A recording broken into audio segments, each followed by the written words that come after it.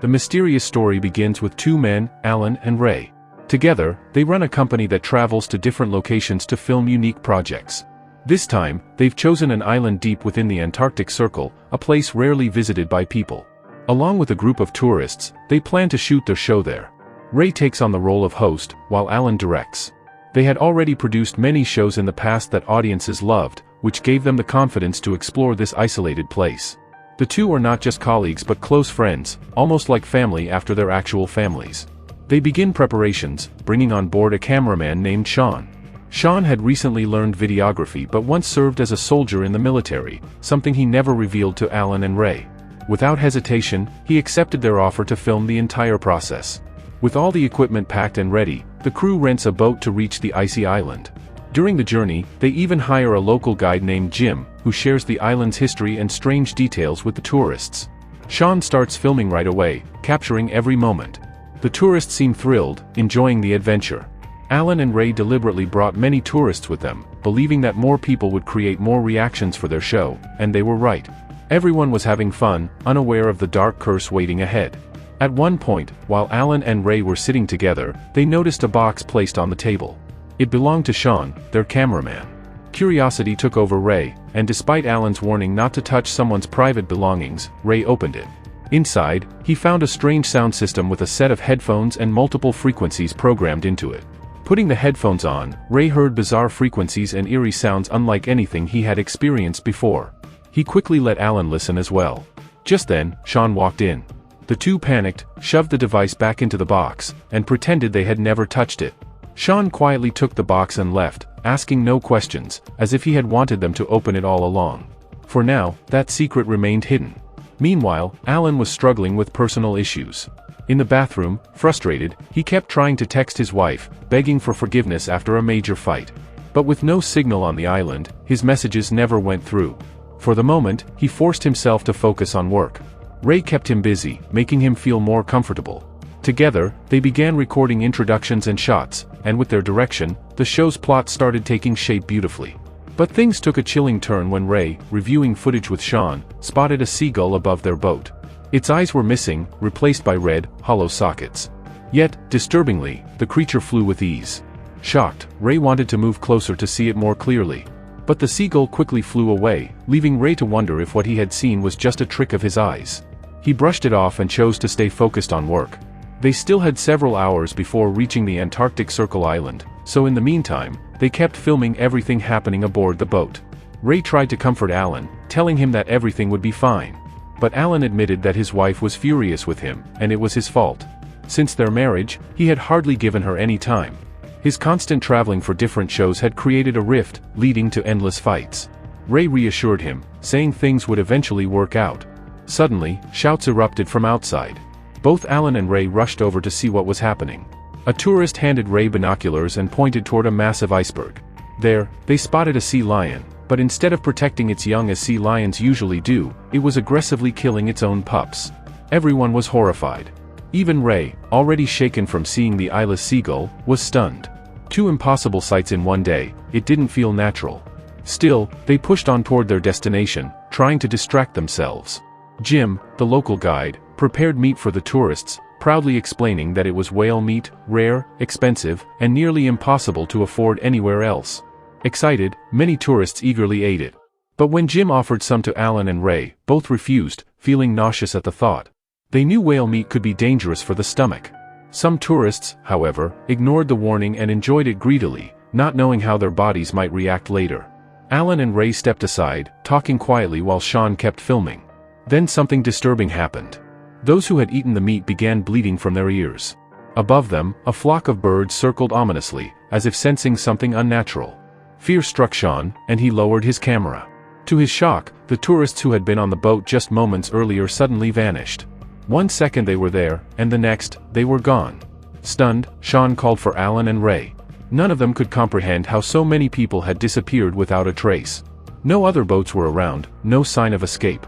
The three searched the ship from top to bottom, desperate to find the missing group. Alan searched above deck, while Ray went below. Uneasy, Alan pulled out his phone and stared at a photo of his daughter, but soon blood began to drip from his mouth, clear evidence that the strange forces were now affecting him, too.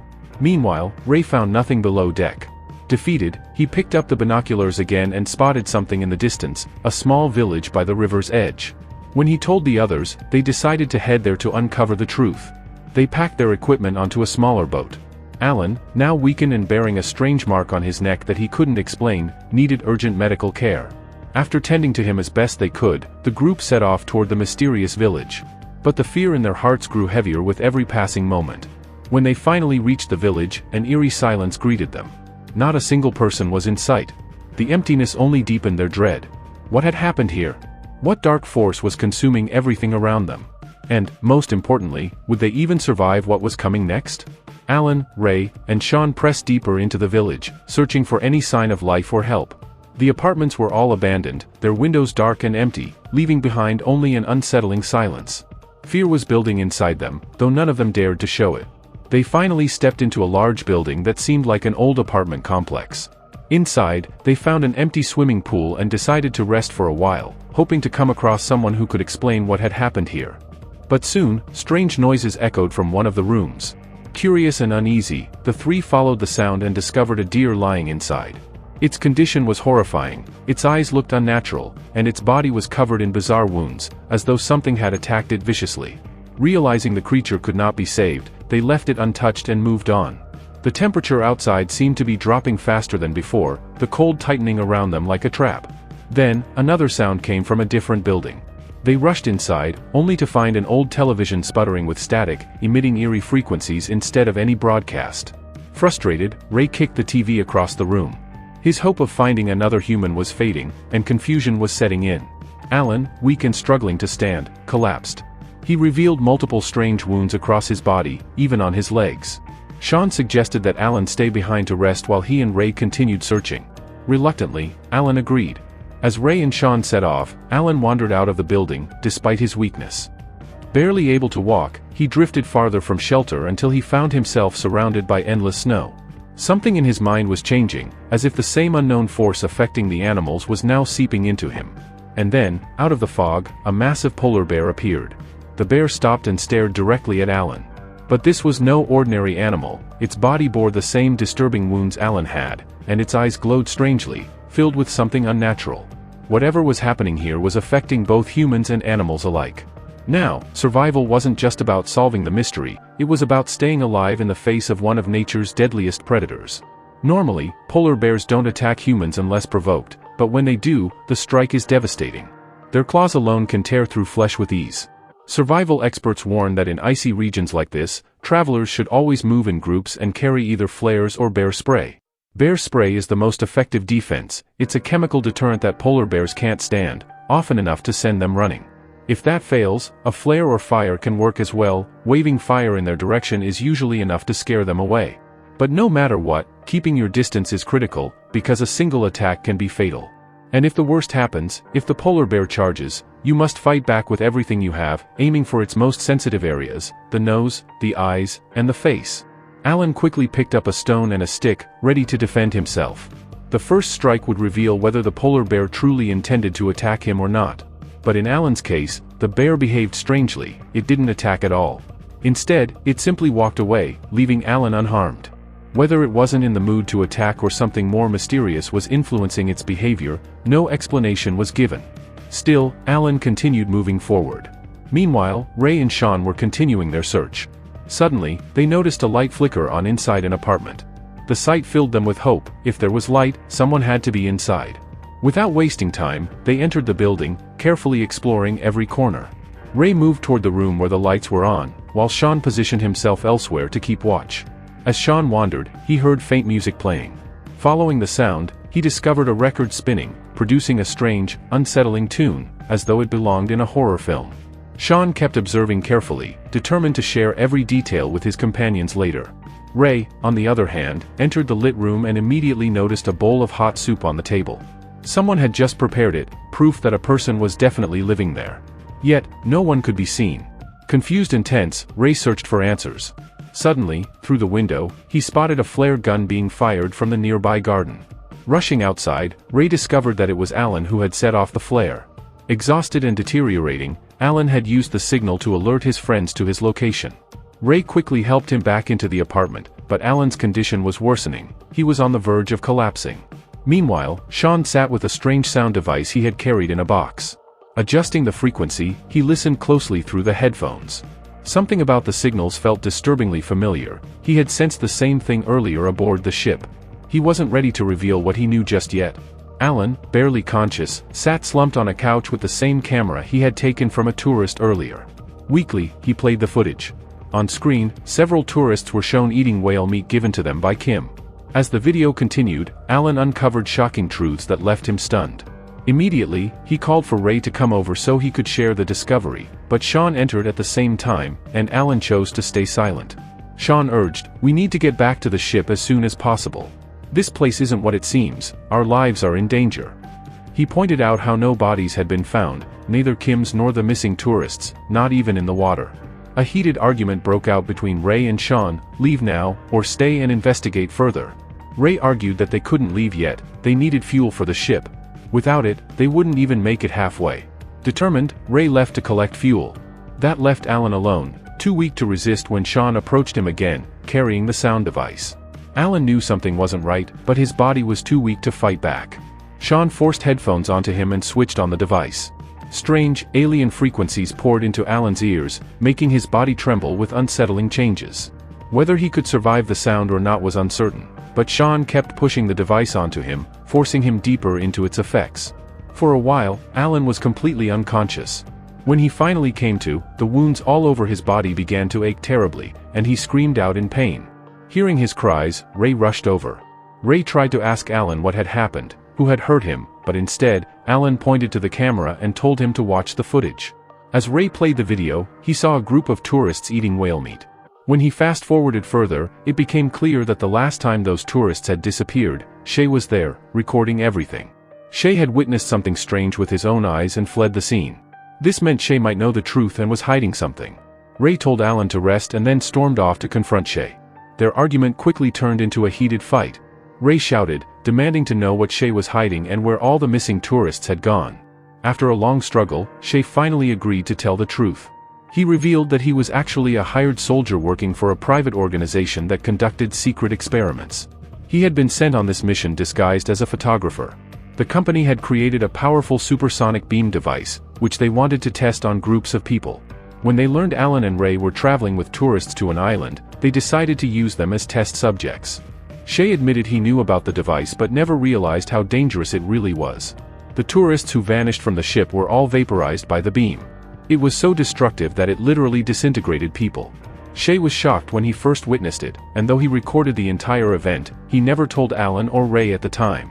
He also explained that the strange box he carried emitted a special frequency that shielded them from the deadly radiation. That was the only reason Shay, Ray, and Alan survived, while everyone else on the ship perished. Even Alan and Ray had unknowingly heard the frequency, which protected them. But Alan had eaten whale meat given by Kim, which had already been contaminated by radiation. That was why his condition kept getting worse. The same radiation was also affecting animals in the area. The private organization had unleashed this weapon without caring about lives. In fact, an entire Arctic village had been wiped out, its people vaporized in the same way. Shay warned that Alan didn't have much time left, he needed urgent medical attention. Ray suggested taking him back to the ship and contacting help via satellite, but Shay explained that the radiation had destroyed all communication signals. Rescue was impossible. Ray felt hopeless, shocked that such a weapon could even exist. If it were ever unleashed on Earth at large, every human and animal could be vaporized. It was a worldwide threat with no clear solution. As days passed, Ray continued caring for Alan, whose organs were failing from the radiation. Both of them knew his time was running out. Alan, realizing the truth, quietly asked Ray to hand him his phone. "I wanted to look at some photos of my family and record a video message for them." Ray had already lost all hope, there didn't seem to be any way out anymore. In his final moments, Alan just wanted to fulfill whatever he could, so Ray handed him the phone and stepped aside. Alan stared at the photos of his wife and children for a long time, and then he began recording a video for them.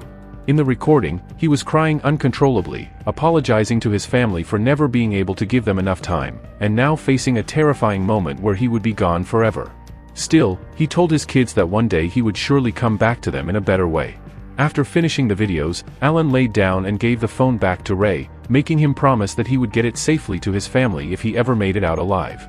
Ray understood, and though it pained him, he left Alan to rest. His own thoughts were also turning dark now. He knew the entire place was contaminated with radiation. If he stayed with the others, the chances of spreading the radiation would only increase. So Ray placed Alan's recorded phone into a waterproof bag and threw it into the water, hoping someday someone would find it and come to help. Suddenly, Sean came running to Alan with good news. Their private employers had received the radio signals and were on their way to extract them. They would arrive within a few hours. Overjoyed, Ray rushed back to Alan, lifted him up, and told him they were going to be saved. The company's rescue team was coming. Sean explained that the employers had given an extraction point where they would be picked up.